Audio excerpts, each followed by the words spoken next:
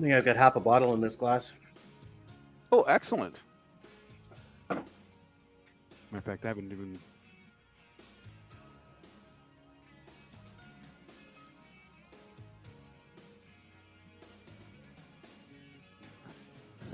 Hello, world. Hello, world. I know you got the music Hello, playing. world. Hey. People are watching, so... Yeah, it's in the background. All right.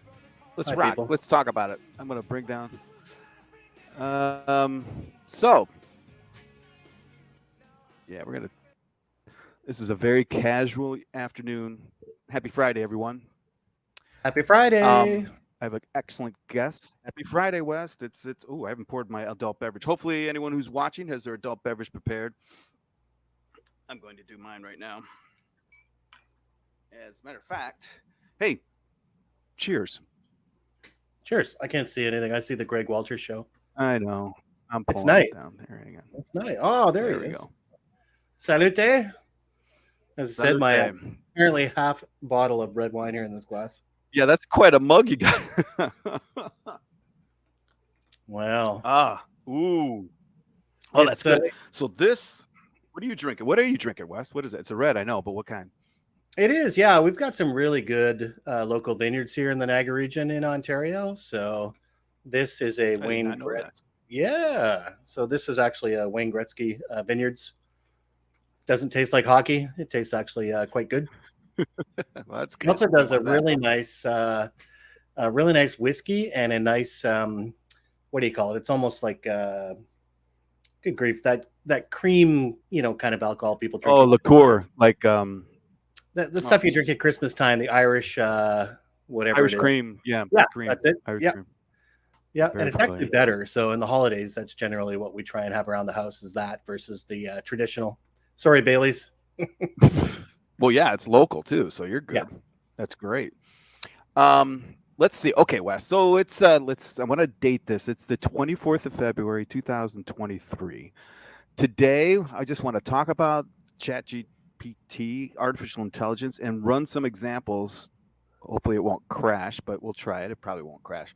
Of the application, and down at a tactical level, and talk about it, how you can actually use the tool today as it stands in sales and selling. And of course, we use copier sales as a basis, but stuff like that. And while I'm prepping up warming up the machine, let's talk about your experience so far with ChatGPT. Because you started like right in November, or I did, yeah. Yeah, it's kind of crazy. I mean, it was one of those things where I had my sniffer out, and it was actually my son who was using some of the image generation stuff first, right? It just kind of blew me away when he was showing me the output. And then as soon as I saw that there was a chat version available of that, I'm a creative, right? I love to write. And so it was one of those things that I immediately, kind of latched onto, right? And for the good old days when it first started and you could actually use it almost continuously before the servers got loaded. I think the numbers were in the first 8 weeks of inception, right? That it went from nothing to over 100 million subscribers, right?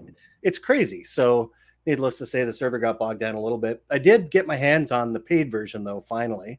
Oh, okay. Which they screwed up a little bit in Canada. I got excited because they sent me my notification, like, the wait is over. Now you can actually, give us your money.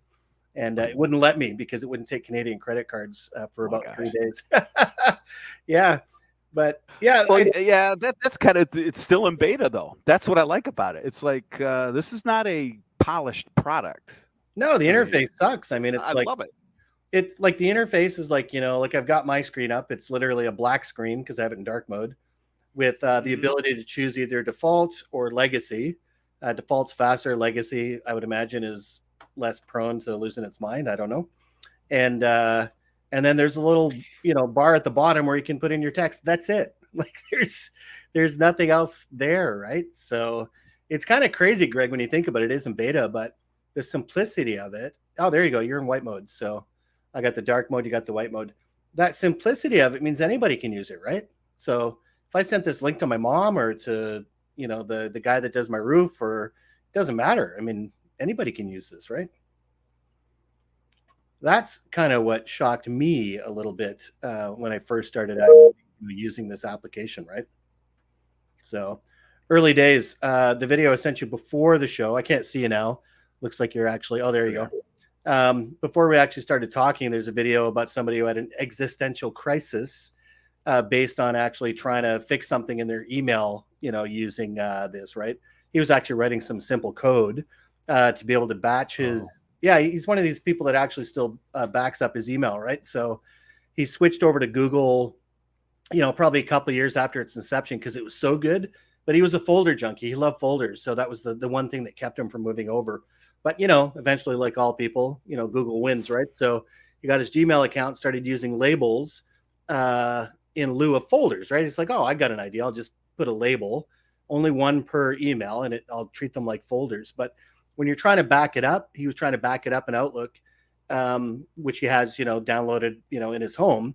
And of course, because there's no folders, but Google came up with a script and said, no, don't worry about it. You can actually use these tags as if they were folders when you're, trying to back up an Outlook. Well, it didn't work.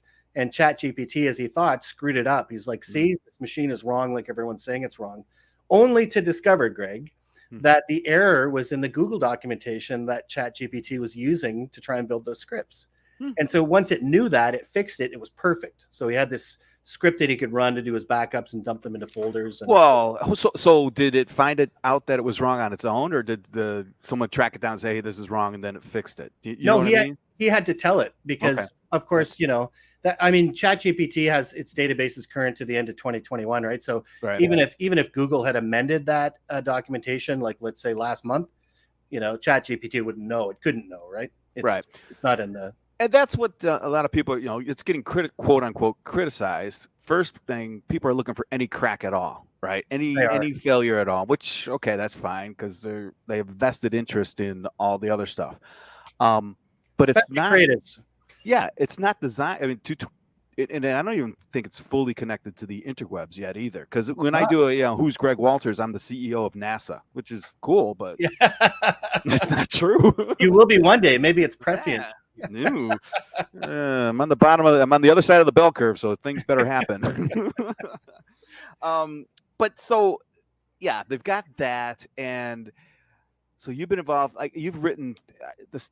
So I've been on the creative side, just like you. I think you were the one who turned me on to made a passage in the style of Shakespeare. Right. Okay, that's pretty cool. I did that, and now it's like I did Walter Cronkite. I've done all these other types of personas. Now there's a little bit of if then, you can't do a live. Anyway. My favorite is still Hunter S. Thompson, man. Like, the voice of Hunter S. Thompson is a riot. Right. And you know what? It's okay. This is, I do Hemingway, and I go, ooh, that's pretty good. That's pretty good. I go, wow. So what I'm trying to do, and I hasn't been able to do it yet, is I got to figure out a way to train it into the voice of the Death of the Copier. Right. And I don't, so if I could, and I've been poking around, there's a way to do it, but I am not an API guy. I'm not, I think we might've talked about it the other day, is you just, all your content is the database and then you throw the engine at it. Well, I think I have an idea for you though. Sort of say, look, I want you to write in the Death of the Copier. Here's a sample of, 6 paragraphs from different blogs that I've written. And then once you've done that, say, please analyze that. And it'll, I don't know. I'm making that does work. No, that works. Okay. It works, but it's for each conversation. So what I want to do. So when you do it in the future, you'd have to keep retraining it.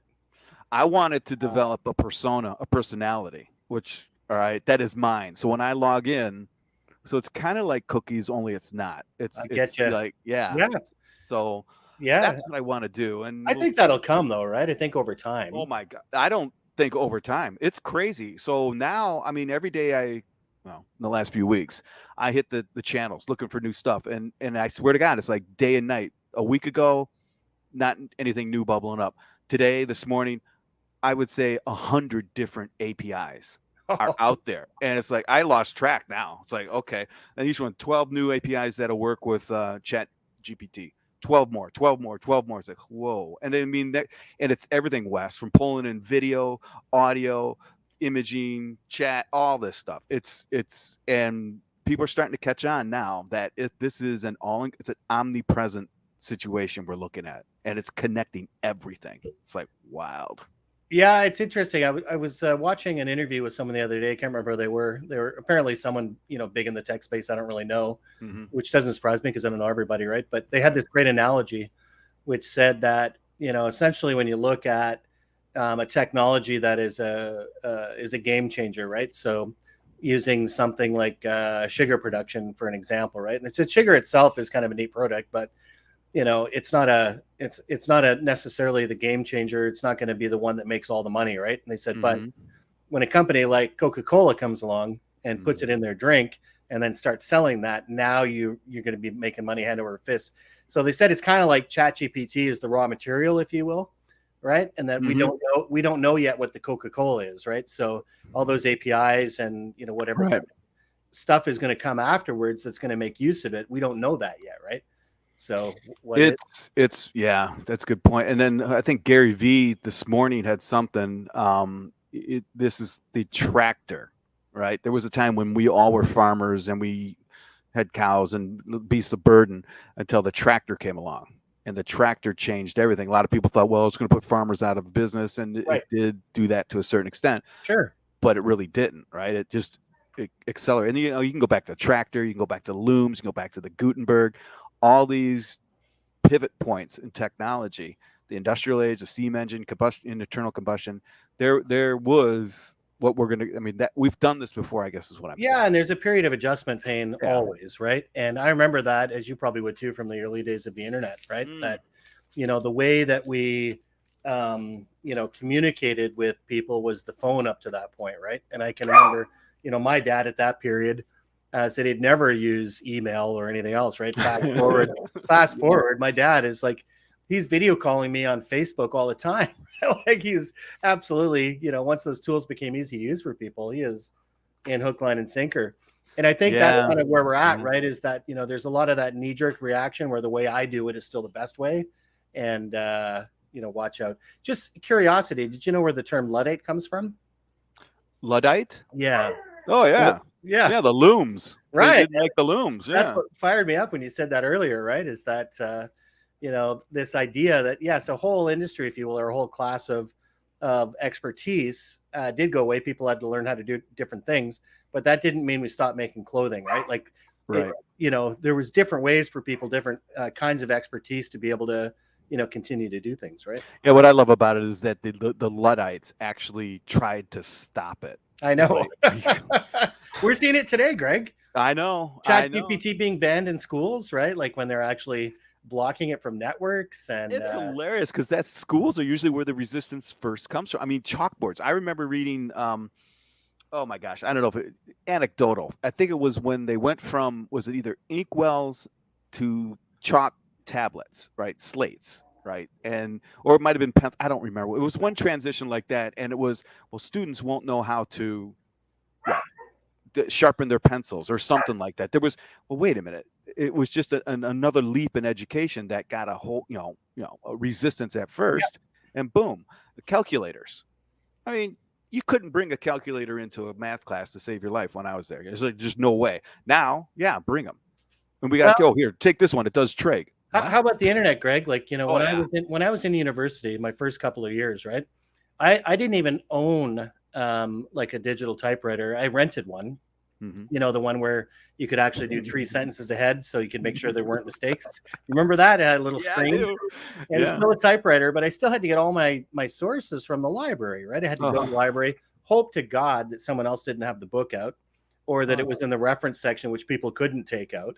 And then along comes the internet, right? And it's kind of like, oh, that's cheating. And it's like, well, hold on a minute, why? Because you have access to more sources. I don't know. It happens every time we have some kind of revolution, right? Right. And I'll also throw out there, Greg, just one other thing that, like I said, I couch this with the fact that I'm a creative, right? So Mm-hmm. you, like we've made a good portion of our living writing, right? And we still do. I mean, we write blogs and pieces, but I think what's happening now is that, like what we're doing today with the live stream, for example, right? This is another way for us to share. And thank goodness, even our old age, that we're kind of grasping onto these new ways to do things, so that blog writing is not the only kit in our only tool in our in our bag, right?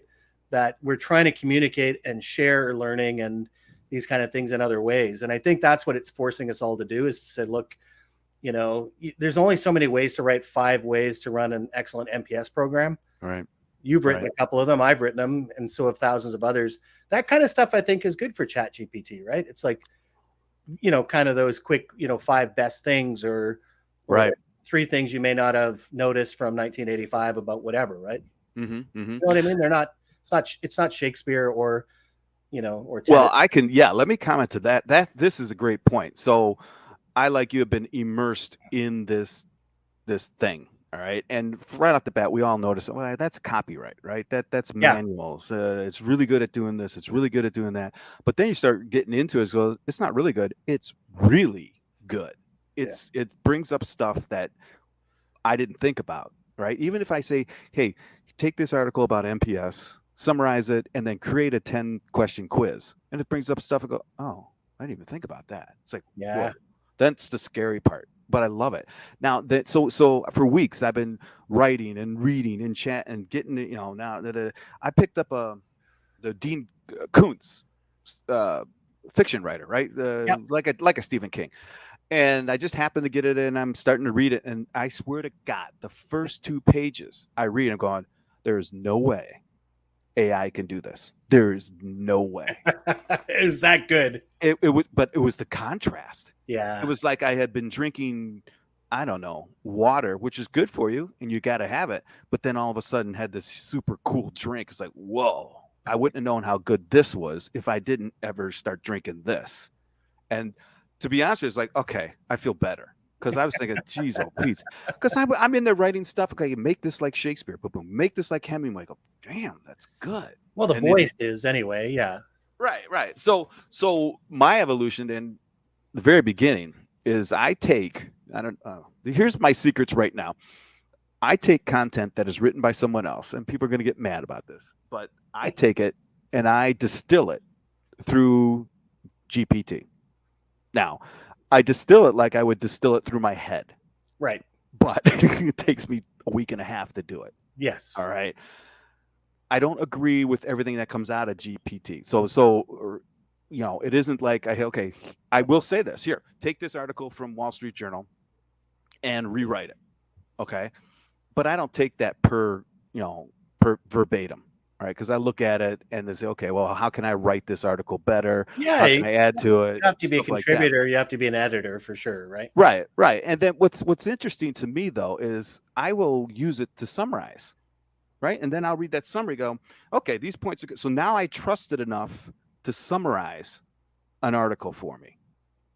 You know what I mean? So it is actually using what you've given it and summarizing that. So it doesn't have that same hallucinatory effect it can have with other things, right?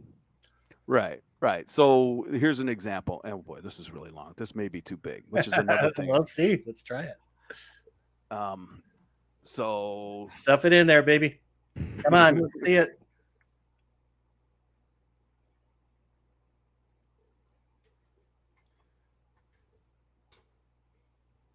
Lot. That's way too much. Hey, do you know how that works, by the way? Like as far as what the limit is for amount of content? Right. Yeah. Let me tell you what I've learned. So there are things called tokens. Yeah. And the tokens, from what I understand, are two-way. Your in content has a number of tokens that the AI reads and sees tokens. All right. And its output has a certain number of tokens. Okay. And right now, the total number in that transaction can only be 4,700 tokens. Yeah, that's where it is right now. I didn't know if you knew that or not, but I found that very interesting. So that's a by communication thing. So if I send an article that has 2,700 tokens, the response is only going to be another 2,000 tokens. Right.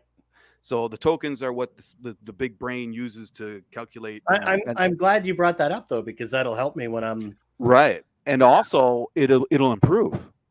It does. You know what I've discovered when I'm trying to write something very long, right? So I'm playing around with a thing right now where I'm trying to write a book, and you could tell ChatGPT, say, look, I want 10 pages based on these 10 things, which are my ideas, right? So can you please give me 10 pages on these 10 things with your experience from the web? And it can't, because that explains it now, that those tokens are a limiting factor, right?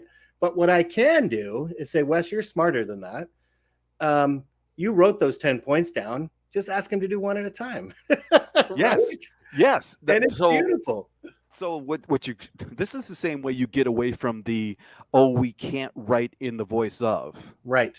Right. So you've got to fool it into thinking that it's not doing what you're asking it. That's what's going on right now. So if I say, hey, I don't know, as an example, it does it, but maybe it doesn't. So write in the voice of Stephen King. All right. And then it might say, I can't do that. That's not what we're supposed to do. Okay. You are a science fiction mystery writer that has over 150 best-selling books about you just outline it.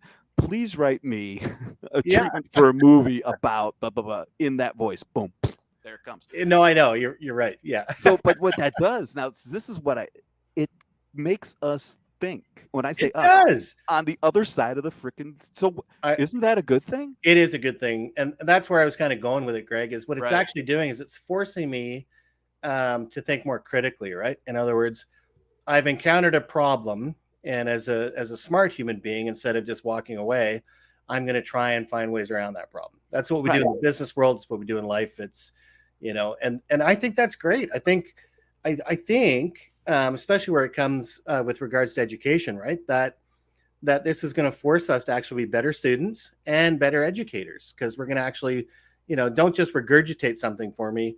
You tell me why you wrote this. So in other words, I don't care if ChatGPT wrote it for you, right? Right. You explain to me in paragraph 4 what the premise of that is and how you got to that, right? If someone has to explain it to me. How about this? Give me a listing of the prompts that you used to get that information, and you're tested on that. You're graded on your prompts, your questions. Holy, now Socrates is spinning in his grave right now, just going, I told you guys, I told you guys, I told you guys. I love it. Well, yeah, you remember in the AI Explorer session, right? That it mentioned that there was a job posting now for like $140,000 for a prompt engineer, right? And and the reason being is that somebody that's really good at that, right? That it is a huge skill set, because it is how you question, right? How good at you are asking questions. Well, I know it's full circle, Wes. Can you tie that into sales? Yeah. How good are you at listening? So honestly, this is terrible. We're going to have to actually listen to the way the machine talks to us based on what we gave it. So this is deeply profound. So we're listening to a reflection. It's only a reflection of what we asked it. It's like, so I'm not really listening to him. I'm listening to what I sent. Okay, now I got to, okay. That whole critical thing.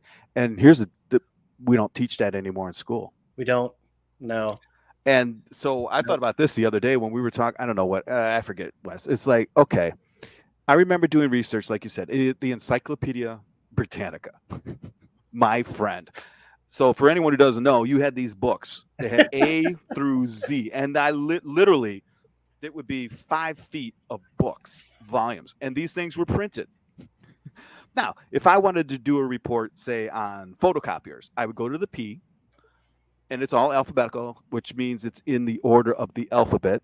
And you go in and you see the PH, photocopiers, and having the 2 columns. There may be tell me about the planet Uranus, and there's like 16 pages. You go to photocopiers, there's 2 paragraphs or 2 columns, and I've got to write an essay. So back then, you grabbed it, you went to the copy machine, you made a copy of it, you stapled it together, you went back home, and then what you would do is you write down exactly what was in the encyclopedia, and then think, okay, how can I say what this is saying, only differently? In my words, yeah. In my words. Now that was the learning process. It didn't teach me anything about photocopiers or but anything. It's funny because a lot of people, Greg, I've heard people say that they're complaining that it's really just rewording people's original content. And what you just said there is exactly what we do when we're using stuff like that. We're writing and saying, okay, in my own words now, how would I express that? And the reason you're doing it is because then it somehow magically becomes your idea, even though you just photocopied it and took it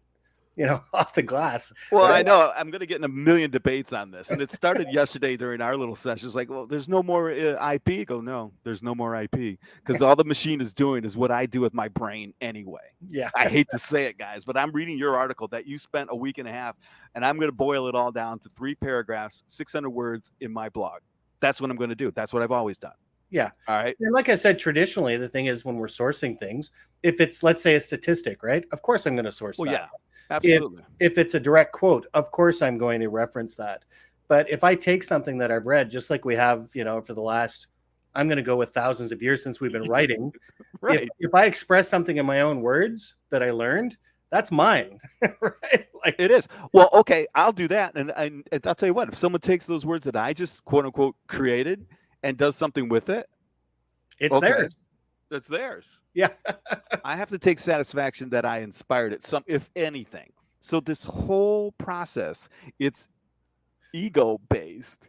This is another thing, Wes, that I don't know. You and I may have talked about it, but I sort of veered into it. So like art and everything like that, right? We have, as a civilization, really concentrated on the process to bring art forward, right? Leonardo da Vinci. It isn't that the Mona Lisa is engaging, because it is. We're worried about, well, the dude had this, he was an inventor, what the process it was. Van Gogh used these kinds of strokes and he cut off his ear. Everyone knows that. But the most important thing about a Van Gogh is how it makes you feel when you look at it. Right. That's what it is. Yeah. So we kind of get it now. So if I using images, Dolly or whatever, and I work on unfortunately, it's not 10 years of painting on my back at the ceiling, but I put together a nice little prompt and out comes something, right? It isn't the fact that it only took me an hour. It's the impact that it makes on the person looking at it. Yeah, but you also, as an artist, have to determine when you're finally there, right? And that's the beauty of something like Dolly, is that it'll give you a bunch of options. So, the first thing you said there is important. The prompt is really important, right? But you're not finished. You don't prompt and then, I don't know if you go there or not, but you don't prompt and then get the image selection and say, that's great. Usually what happens is say, I don't think it really captured what I was thinking. So I'm going to revise my prompt. I'm going to be a little more specific, right? So one I was really excited about, I've actually gotten better at it, Greg, like, because I've used it so much that it's like kind of now my prompts are getting better. And one of them was I was trying to get a mouse sitting on an umbrella on the beach with sunglasses. And until I actually put in, I said, no, I want it to have like as if it was a 35 millimeter camera with a macro lens with a slight blur in the front and a slight blur at the back. And then I got, 4 more options, which were way better. Like I was like, okay, now we're getting somewhere. And then I selected the one that I liked and then got it to do, I forget what they call it. It's alternatives or revisions or whatever. And it came up with another 5. And then after about 20 minutes, I finally found one that was good. And I used it in my blog, right? So is that not an artistic process? Yes, it is.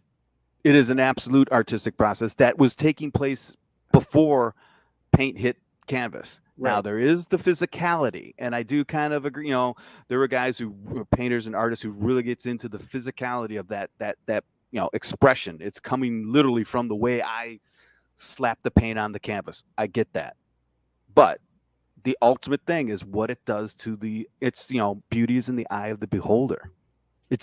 Everything's coming back to the basics. Well, look at like these images, right? Like for a big novel or whatever. That raccoon is hilarious. I'm trying to find something. It is that.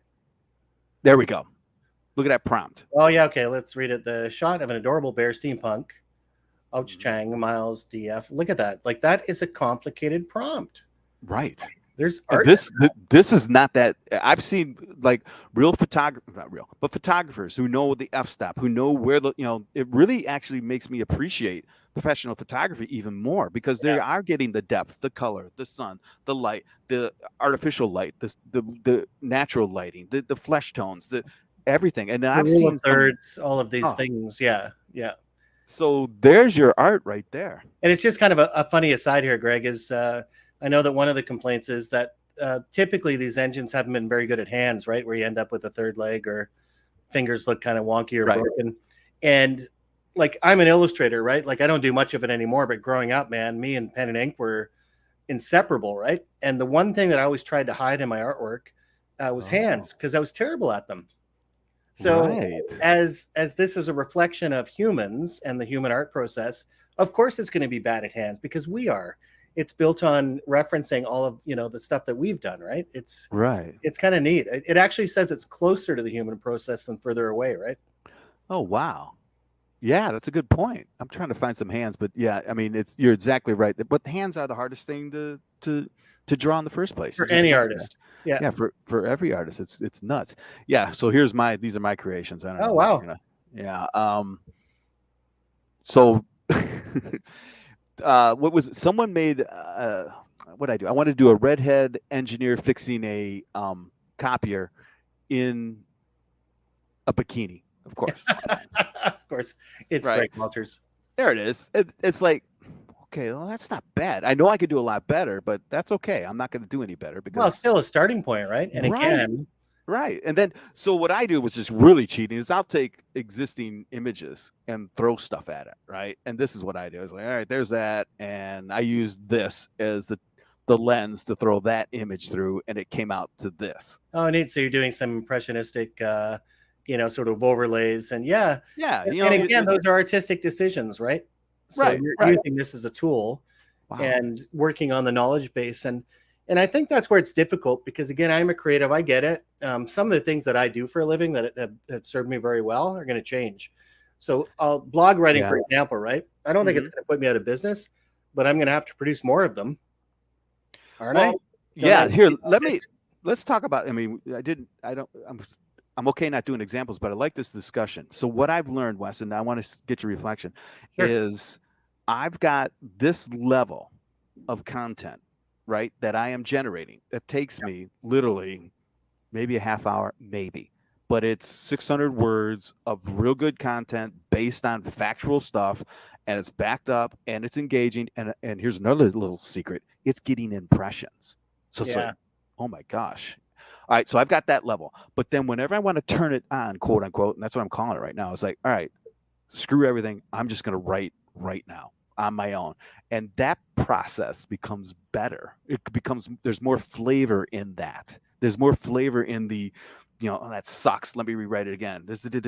And what I've found is when I get content done, 300, 400, 500 words, and I think, what's chat going to do with this? So I take it and I throw it in, and I was like, oh God, here we go. I love throwing my stuff into chat. Well, it's like, okay, this grammar sucks. You're not connecting this, that, and the other thing. Your structure's really weird. It explains it to you, though, too. It does. But here's what I have a problem with. Okay, all right. Then I say, okay, rewrite with all your recommendations. And out it comes going, well, shit, that looks just like this stuff over here. That's not.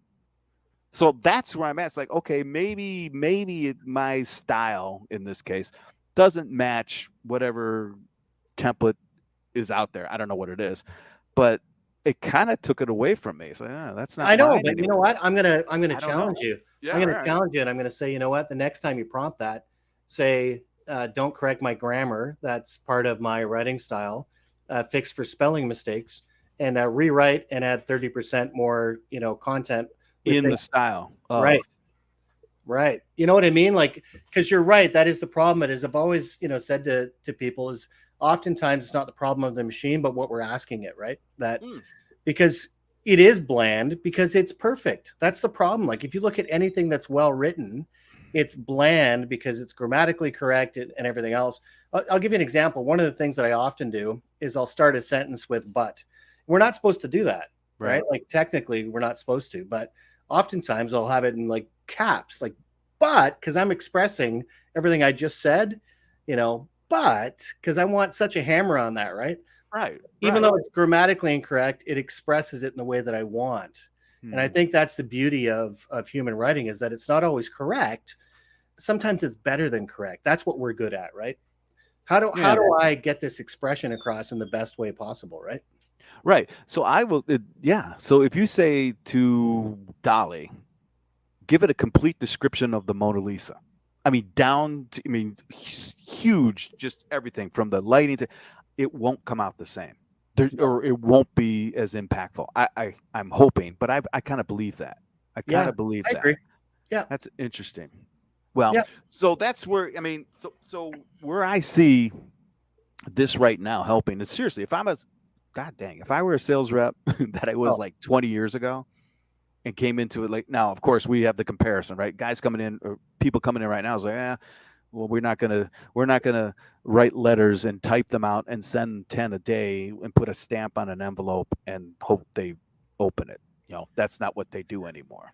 No, and I love it for email, actually. And that's one thing I've been working with people on, is to say that we expect too much out of regular people, right? So like this discussion that we've Tell had me about, right. Yeah, I mean, this discussion we've had is pretty esoteric because we're both writers, right? So we kind of get these nuances and changes. But for the average sales rep who's not paid as a writer, probably didn't, go to university for it, whatever, right?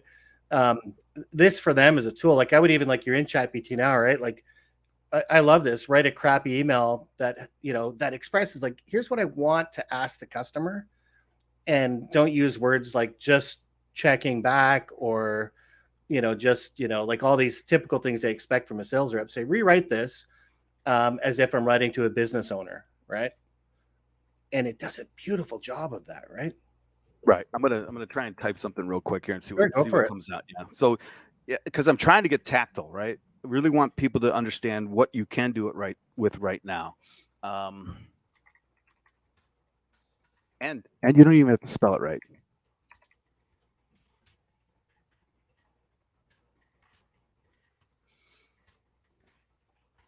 Wait. You can save them. Save 25% and add docu. Go down, Greg.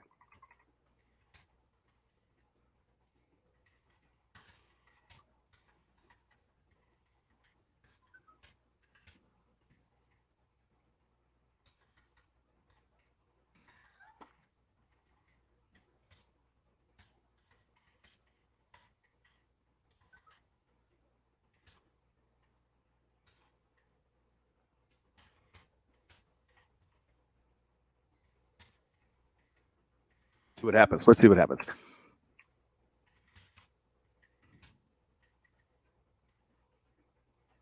Blow up.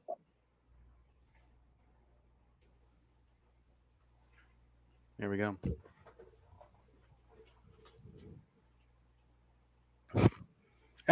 Did I say anything about state of the art? No. It's pretty good. Look at that. It took the 25%. And this is a great example, though, like for business writing, when we're trying to correspond with business owners and everything else, right? What's that game you used to play with all the words we use? Like they call it BS bingo. I'm not sure if I can actually swear on this thing, but yeah, you can swear. Bullshit bingo, where you're trying to get like all of the slang words and the acronyms and everything else until they're finally all said, right? So we kind of do that, like in our business world, right? So I just did the same thing in my browser, and really, yeah, I said, please rewrite this as an email to executive. I was deliberately bad in my grammar. And improved tone, talking business owner. Hi, John. I'm writing today to see if you need help with your copiers and printers. My company XYZ Printers does great job. And I did give it extra instructions. I said, expand to 2 paragraphs with 5 bullet points in the middle that explain why best. And what I come back with, I hope this email finds you well. So that's a nice way to start, right? It's better than, I'm just checking in or whatever, right? Oh, that's nice. They want to know how I'm feeling. As a business owner, I understand the importance of having reliable and efficient equipment for your operations. That's why I wanted to reach out to you today and introduce blah, blah, blah. Sure enough. Hold on, right there, Wes. Yeah. That transition. No one does that. Read that. I mean, that is like, no one does that. I know, because I get them all the time. No one does that little teeny transition. That little thing, right? And in the middle, it's got the 5 bullet points, and it explains them, like experienced technicians, fast, reliable, efficient service, customized solutions, all the traditional stuff. But, like, I guess what I'm saying here, Greg, is if I was just an average salesperson and I sent that email, I'm going to get a way higher response rate than if I sent my little 3-sentence, just checking in to see if you need help with your copiers and printers, right? Right. Absolutely. Looks like I spent some time on it. Like I've actually, and heaven forbid, like if I put in a couple sentences about that company's business, right? Say, please mention the latest article I just read where he was speaking in Vegas. Like, get out of town. Well, so yeah, you take the article. So anyway, yeah. I think about enterprise level. professionals, sales professionals who are, complex sales, 12 or 15 different influences, multi-million-dollar geographies all over the country or the world. And both How of do us have you, played there. Yeah. right? I mean, you don't throw your newbie into that environment, but everyone's a newbie at one point when it comes to that. Yes.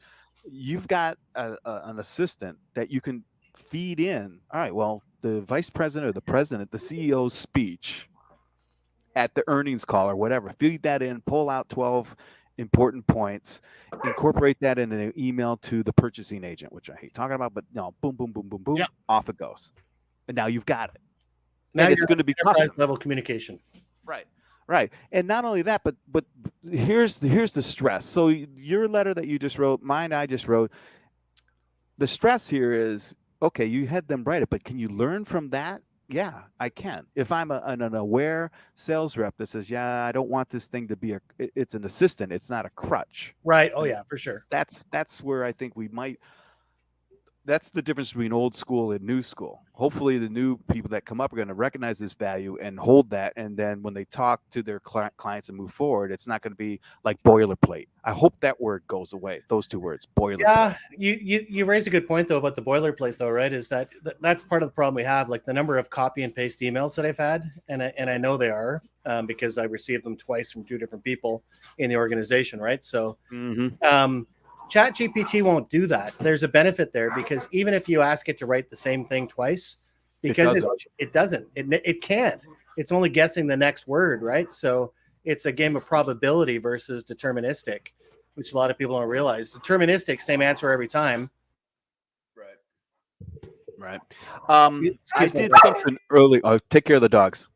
So I did something earlier today. So let's assume that we're we're a sales manager, and we've got new guys on the block that we just hired. And what I was obviously going to be self-centered here so I wanted to get some content in front of them for the Monday morning meeting and train them a little bit.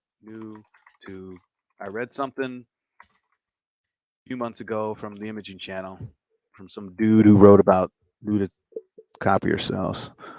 And we're going to talk about leasing. Okay, Monday morning, we're going to talk about leasing. So now you've got this article. Doesn't matter where it comes from. You can just grab it. All right, this should work.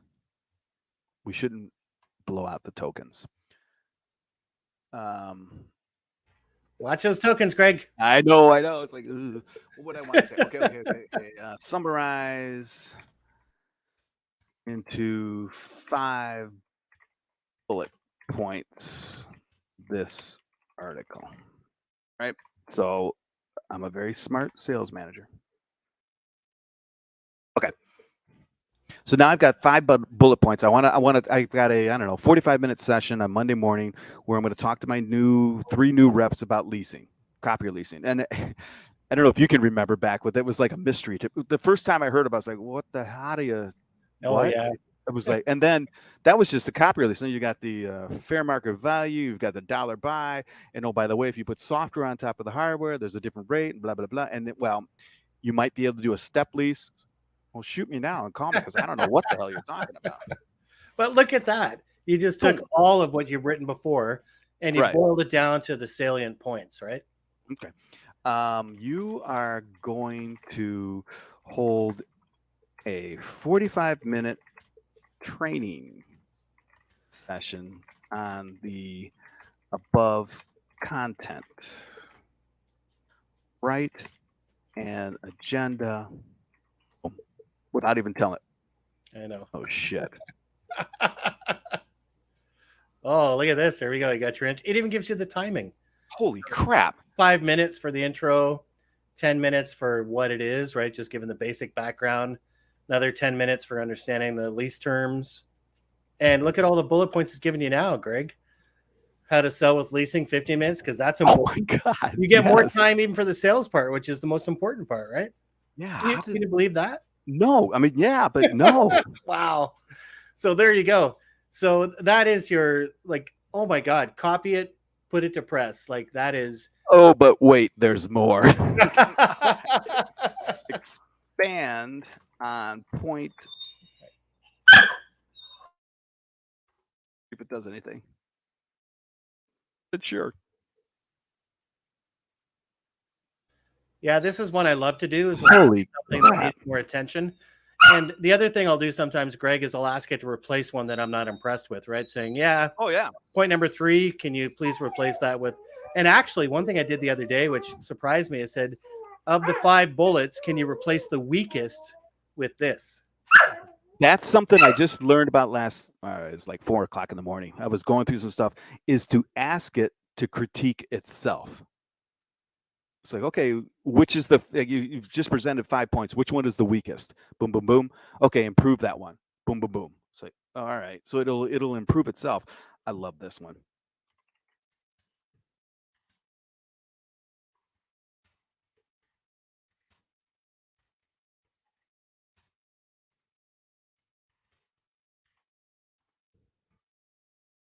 And question, multiple choice with answers. Come on, right? Like, I know. Who wouldn't do this? I know. So here's what I love about this, though, Greg, is that you've taken one thing, and we talk about this all the time in the marketing world, is repurposing existing content, right? And because it's more cost effective than new content, and what kind of other things can we do with it, right? Well, right. That original piece of content was yours, and now you've just created a training session with a breakdown of it, and now you're creating a quiz to be able to take people through to make sure that they've actually learned the information with multiple choice options. Really? It's crazy. Come on. Nuts. So this kind of stuff, I mean, that's the thing. The further you dig into this, right, that like, let's get away from it replacing like blog writers' lives, right? Like, right. And then start really digging and saying, okay, put that aside. Even if I'm uncomfortable with that, what can it help me with? And I think that's what we need to do as people, is ask more of those questions. I don't agree with how it could be used for this, but what could it do that could help me? Right. Absolutely. And here's the challenge, not the challenge, the interesting thing I see is that's right now. This is a moving target. You and I have been involved with at least 3 or 4 technological revolutions in our lifetime, right? And it has taken time. I remember the first time going from mainframe computers to PCs. Yep. It was a decade until every small business had a Novell network, at least, and it was still kludgy, right? Now it's like the compression is huge right now. It's just incredible. And that's the crazy thing about where we are with this, Greg, is like where we're at in the curve. I think we're early in the curve, right? Oh yeah. And B is the amount of time that it's going to take to improve, and it's going to be exponential and fast. Like this is happen way faster than most people. It won't be 10 years, like you said, with the networking. No. Even with the internet going from, when we had Ask Jeeves and, and other, sort of browsers, right? That went pretty fast too, if you think about it. Compared, it's like, all of a sudden, it was probably Ask Jeeves is gone. Yeah, 3 years. 3 years. Yeah.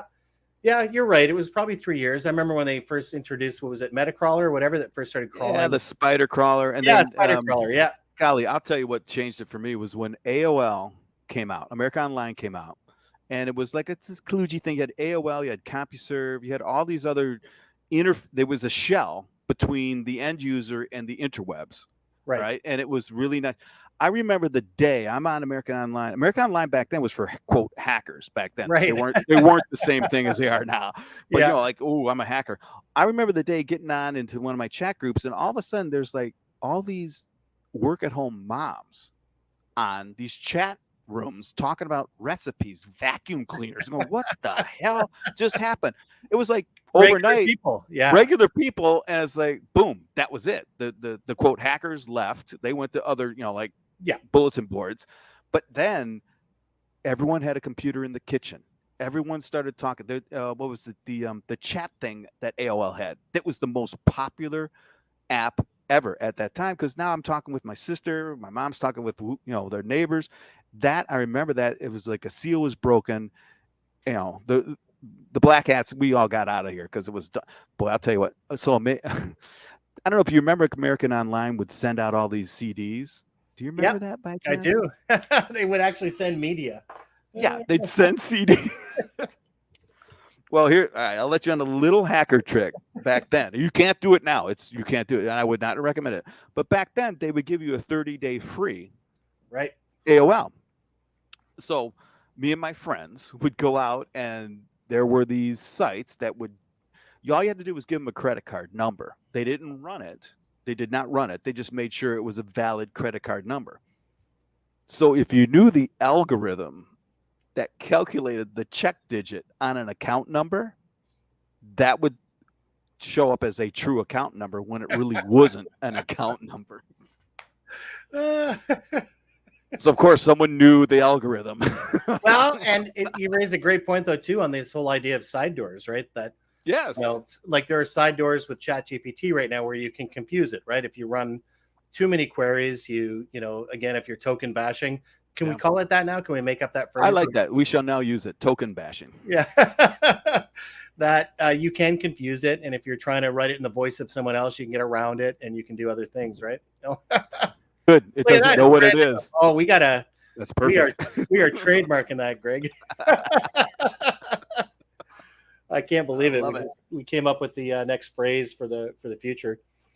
Yeah, but it's again, there are side doors, and they'll figure out how to close them, right, and make it better.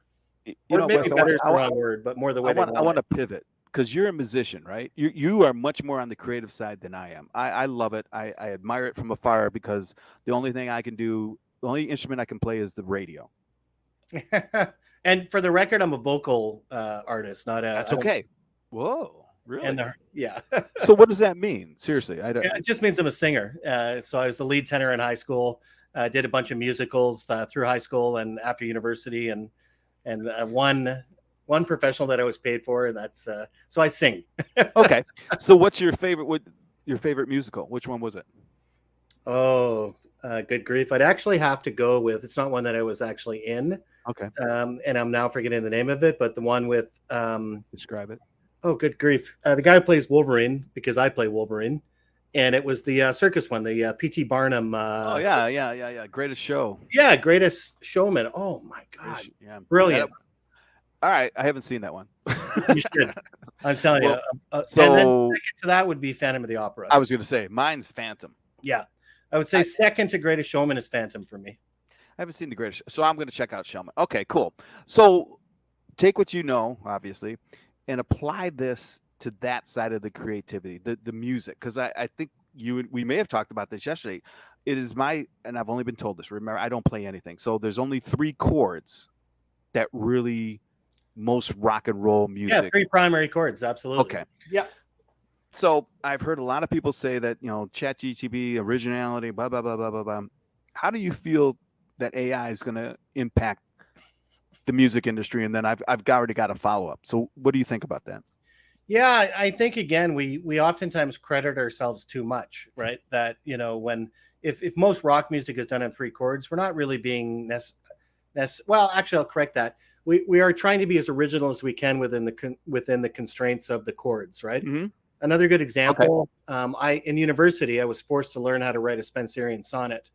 And it was very frustrating, but the professor told me, he said, no, these restrictions are good because if you can write something beautiful with these restrictions in place, then when you decide to write your own poetry, you'll be amazing.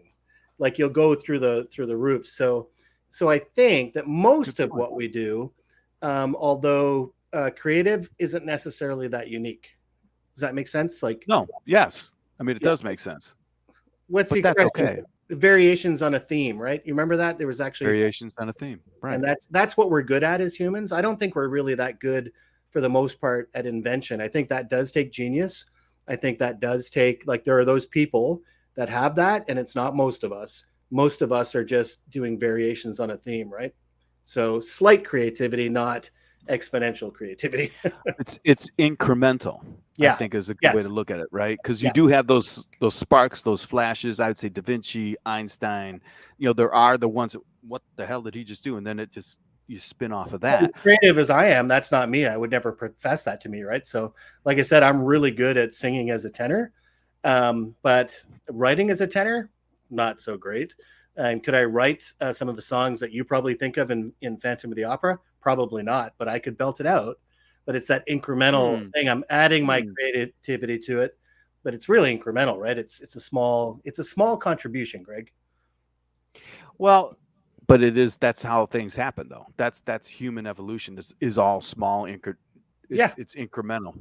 Here's another good expression for this. So that, all of the greatest things were built on the backs of or on the shoulders of giants, right? That Right. incremental change, the way we got to going to the moon wasn't one person.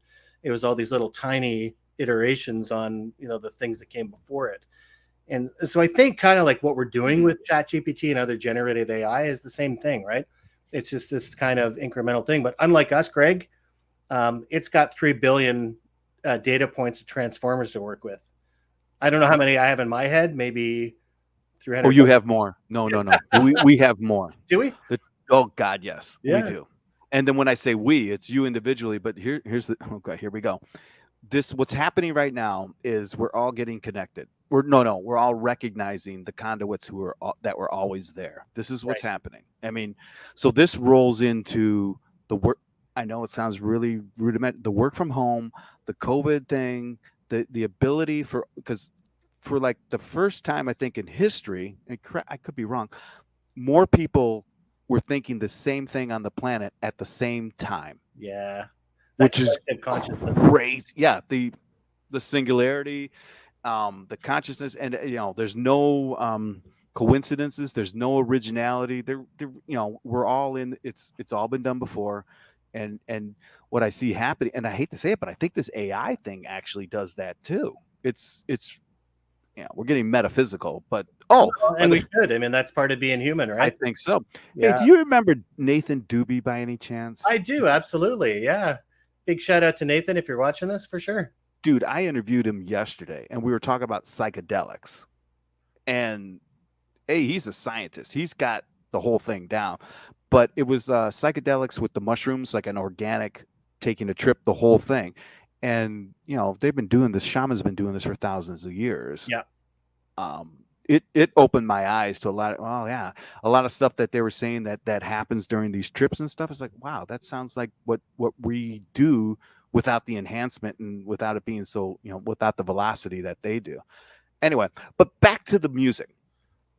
So I've heard a lot of people say that, well, you're criticizing it because there's going to be songs and music created by artificial intelligence, which isn't the same as human. But then I remember, I think it was an Eminem song. And then it kept going from there. I went down this hole. It's like, there are people that don't think that, what song was it? Oh man, that don't know the origin of these mixed songs. Like the samplings and stuff, you mean? Like yes, the samplings. Yeah. Which was a big thing in hip hop, right? Like that, hip hop, rap. Even if you go back to Blondie, which was the first rap song, regardless. Sugar Hill, Hotel Motel Holiday Inn. That song was like the first rap song, but that was a riff on Queen. Yes. Yeah. And it was great. And Queen didn't care, right? I mean, so I feel that there's a big parallel between the music side and the sampling. And I've been listening to a lot of sampling later. It's like, wow, I get that beat. I remember that beat. And they know that was beat. It's okay. It's the same thing that's happening on the AI thing. Yeah. It's funny, on the sampling side, I always love it. I have a daughter who's 16 and she listens to a lot of current music, right? And I'll listen to stuff. She says, Dad, you got to listen to this song. And what always hits me is sometimes when she gets those samples, like there was one with Lucy in the Sky with Diamonds, right? And I'm like, oh my God. But they were playing weird little bits of it, but because I know the song, I caught the sampling, right? And she's like, Dad, you're thinking about this way too hard. And I'm like, no, that's I'm not. No, it's yeah. Another one that Drake did one with Dido. I think it was Drake. Yeah, with some Dido backtracks, right? But these samplings, yeah, and it makes it better because we're drawing off that thing that already existed, right? And I think ChatGPT is doing the same thing. I agree. It is a funnel. A funnel that takes you're right. So you're looking at AI can only look at what has happened, right? It's only it really isn't innovation. It really isn't. It can't well, supposedly it can't project in the future, so it can look at what's happened and then make analysis based on it, which is the same thing. So it's funny that you mentioned Eminem. It's actually an Eminem song, Stan, long version featuring Dido. It's a wicked song. You say Stan? Stan, Stan, Eminem.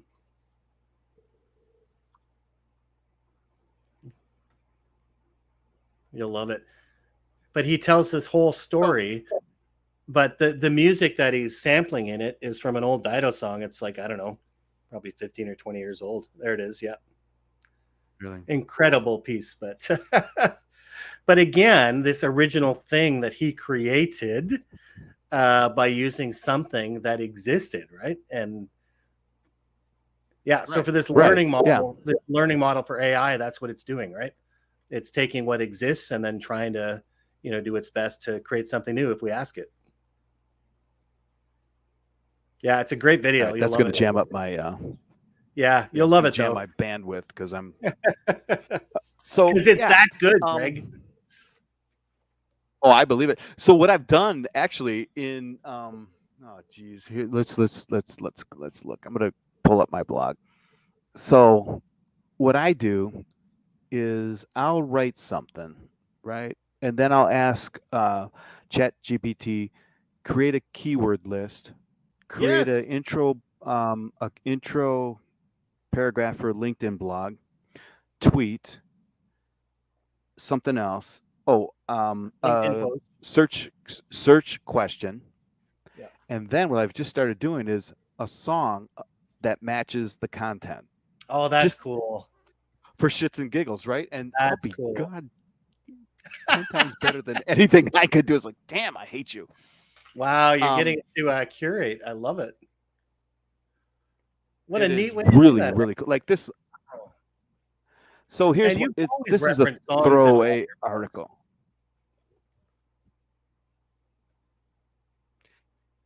Wow.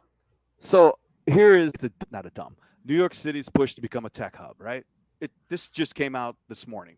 So blah blah blah blah blah blah blah blah blah. We'll go down to here. So in all of my blogs, I'm going to do a tweet. So there's the tweet. There's the keyword list. There's the search question, song suggestion. It suggested Electric Love. It's like, how the hell? So I asked, why did you do that? Boom. And it gives me all I love how it explains it when you ask. How crazy is that? And then it's like, it's crazy. So I create an image prompt, aerial view, and that's what that is. Wow. It's crazy. Drop the mic, right? Wow. Right. That's a mic drop right there. Anyone who's creating anything, and I can. But again, so Greg, a bunch of us you are absolutely being like the orchestrator, if you will, in this, right? The artist that's driving all this because of the way that you're asking those questions, the stuff that you're taking and putting in and directing it to come up with something else, right?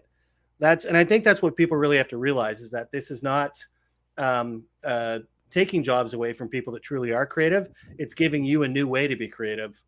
Right. Oh, I agree with that. I totally love it. So I hear a lot of traditionalists, and I'll just call them that. I don't mean any derogatory stuff, but people who have been writing all their lives and have been struggling, have been sitting in front of a keyboard and bleeding. I understand that. I've done it. We've done it. It's happened. And look at this and go, in their heart of hearts, they're thinking, damn, I've been struggling for like 15 years or 20 years to do this.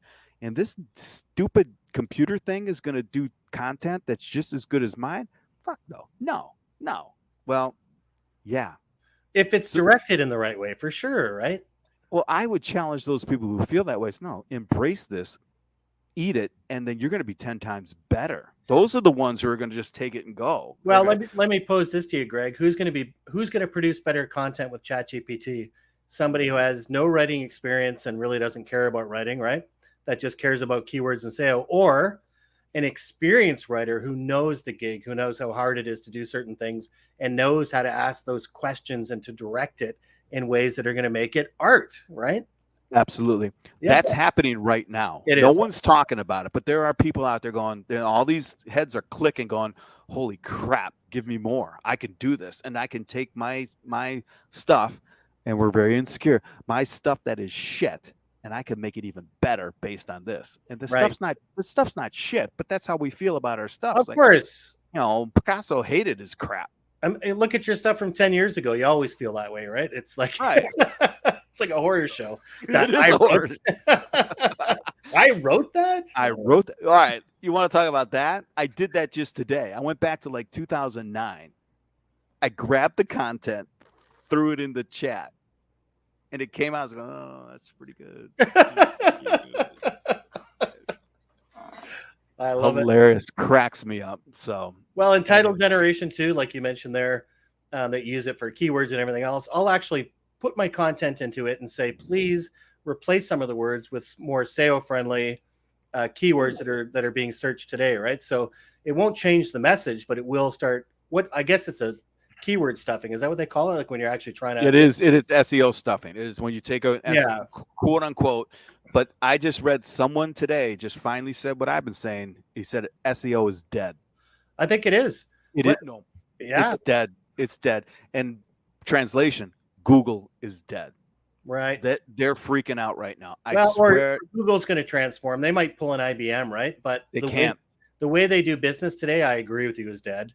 Their model is all about money for search, money for nothing. That's what it is. Well, it started before ChatGPT. You remember when you had to start opting in for when people are allowed to use cookies, right? And the search engines made it very clear. They're like, you can't do this anymore. Like the way that you measure this stuff is gone. And you know what their response is, like, to professional marketers? Like, well, what can I use? And they're like, well, the old-fashioned stuff. You remember vanity metrics? How many people liked it? How many? Oh, yeah. It's like that. That's the new SEO, right? Is these vanity metrics, which is old. But anyway, I think the it changes everything. Here, it does. And so Musk created Open AI, right? He did, and he did it to counter, I think, Google and he did it so it was nonprofit. It was nonprofit. He got out, by the way, years ago. So now it is no longer nonprofit. So if you pay attention to Musk, he's going, this is not right. This is not what I wanted OpenAI to be about. It was supposed to be nonprofit so that you didn't have agendas. And right now there's no agenda, but honest to God, it's going to be. And so what Microsoft is doing right now is they are looking to kill Google with this. And they're just going to let it go and organically take care of. There's no SEO, no more cookies, no more websites. I know, no more of that. It's just going to be the chat. And when you ask chat a question, it'll pull on all that. And what you're going to do is capture us to do that. And then they'll start to do the manipulation. It won't be cookies. It'll be something else. Once they get rid of Google, and I think Google is too far along to make the change. I think they're done. Yeah, I gave up on websites a long time ago. Right. Like if you go to my website, like the westmcdonald.co, well, it's theirs. I didn't even know you had one. I know. Well, thank you. I mean, that's the whole point. Right. That's not how you should be learning about West McDonald, right? And I think this just accelerates that.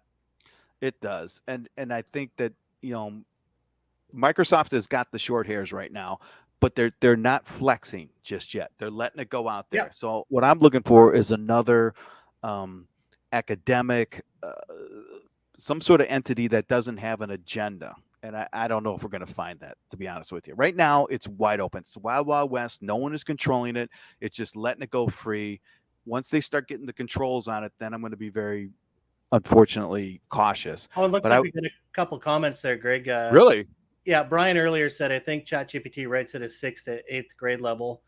And I think it actually almost writes at a university level if it's prompted correctly. Well, yeah, you can make it right at any level. I think so, yeah. Because that's the one thing I have done, Brian, is I've asked it to actually convert stuff that I've done in an academic tone. And then it's like, oh, you're writing this for smart people. Okay, here it comes.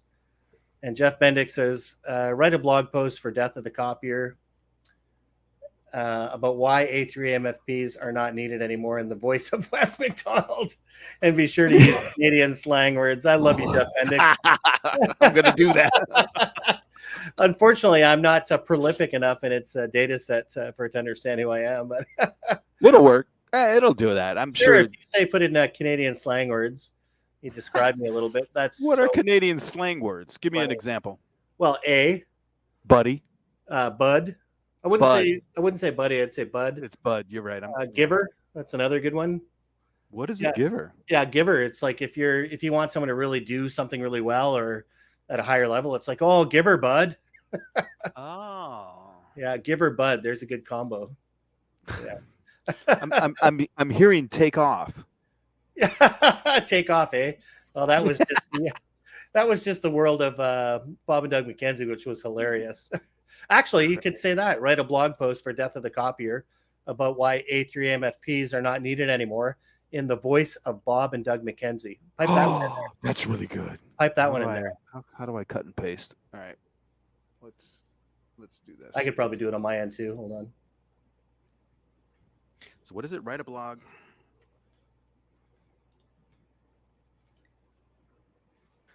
Actually, I'm going to do it too, and we'll see what the different responses are. Good idea.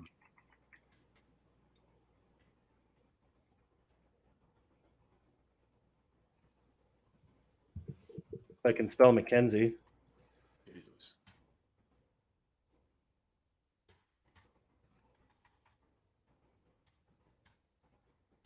This should be good. Oh, I'm glad you came along, Jeff. Oh.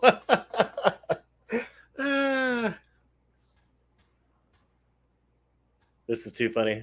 I'll try and read it like a Canadian. Greetings, and welcome to our latest blog post. Today we're going to talk about the death of the copier and why those big old A3s just ain't needed no more. First of all, let's get this straight. We love copiers. They're a real lifesaver when it comes to printing all those important documents. But times are changing and technology is making big strides, eh? You see, in today's world, everything's going digital, and folks are starting to realize those big, bulky copiers are just taking up too much space in those offices. And let's face it, they're not exactly the most stylish equipment you've ever seen, are they now? So where it's the solution, you ask? Enter the word cloud printing. Yep, that's right. You don't even need a copy in your office anymore. Just connect your devices to the cloud, and you can print from anywhere, anytime. It's that easy, bud. But wait, it gets better. Not only are the cloud printers more convenient, take up less space, they're also more cost-effective, eh? No more buying expensive toner or paper or paying for costly repairs, especially from those Americans. Let's not forget about the environment. All that paper waste, and it's a thing of the past. Keep it green, keep it Canadian. So there you have it, folks. Death of the copier. Don't get us wrong. We'll always have a soft spot for those buds and those trusty machines, but it's time to move on to better things, eh? Cloud printing is the way of the future, and we're all for it. You're kidding me. That's really good. It is good, isn't it? Put it in a little voice and off you go. You slam the Americans. That's pretty good. Well, there you go, Jeff Bendix. Thanks for that inspiration. That was pretty fun. I don't even know what I'm doing. Oh, and look, here. we got the same thing. It's still cooking. I didn't do the McKenzie brothers. Oh, Bob and Doug McKenzie. That's what I went with. It's perfect. I love it. Stereotypical Canadian. So you gotta publish that. Oh, it's pretty funny. I'll copy and paste it. Yeah. You gotta copy paste, put it somewhere. Do you have a blog? Do you have a website? You know what the last You know what the last sentence was, Greg? It was stay tuned for our next blog post and always keep on trucking, eh? Oh my God. I gotta post it in LinkedIn just as a text. Yes. That's fun. I didn't see these guys over here. Oh, there's Brian. That was funny. Jeff Bendix, that's freaking hilarious. That was for you, bud. Nice suggestion. Holy smokes. So yeah, good to see Brian. So I don't know. Do you know Brian Dawson by any chance, Wes? Yeah, you know what? I do. He was in the industry and then moved out. He's one of the few that got out. And then he does. It's a great story. Bourbon. He has his own. He and his daughters do bourbon reviews, and they've got hundreds of bourbon reviews that are extremely detailed. These are scientific reviews. Like, I just drink it, but these guys know their stuff. But it's so. Brian and then Nathan. I love interviewing people that were in the industry and got out and do certain things. Brian's stuff is really, really good. So once you get out, Wes, then you and I can have a conversation. Where'd you go? You muted yourself, Wes. Because of my dogs. Yeah, I was just saying, no, absolutely, and look forward to it. We should definitely set up a call with Brian. It'd be great to do that. Well, let me tell you, we did a bourbon in business. It was 2 hours 59 minutes long. Wow. Oh, I remember that actually. I do. That was the first one. Then we did another one with him and his daughters, which seriously, the demographic, the spectrum of demographics was you got Brian, then you got a daughter, and then a younger daughter, and they're all into bourbon, and they all have a different view. Come on. I know. Cool. I know. It was great. It is great. All right. So what else we got here? So we talked about the music, which I like. We talked. So are you writing a book? I am writing a book. Yeah. Okay. Talk to me about that. So what are you basing the book on? Well, the book I'm writing two actually, and very slowly I might add. But the one book I'm writing is actually called Toner Low: The Death and Rise of the Office Equipment Dealer. Okay. But Toner Low, you like that? It's like I do. It's like tone Loke.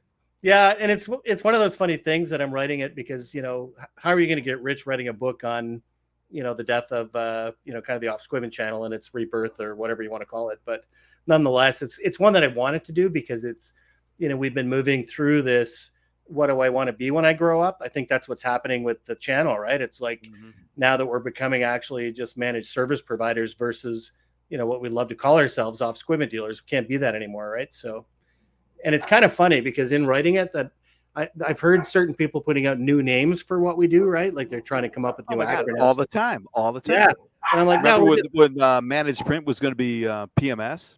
Yeah, but I think that what we're becoming is not something new. We're just becoming managed service providers, right? that happen to do equipment as well. But anyways, that's my thing. But you can expect to see that published probably in 10 years at the rate that I'm going. No, you've got an assistant called ChatGPT. Oh, that's true. That's true. I gotta get rolling. And actually, I have started playing with that. For some of it is to say I'll write a couple of paragraphs of information from my own personal perspective, and then say, can you backfill this with some of what you've seen on the web, some comparable, kind of things, right? And it's kind of astounding, Greg.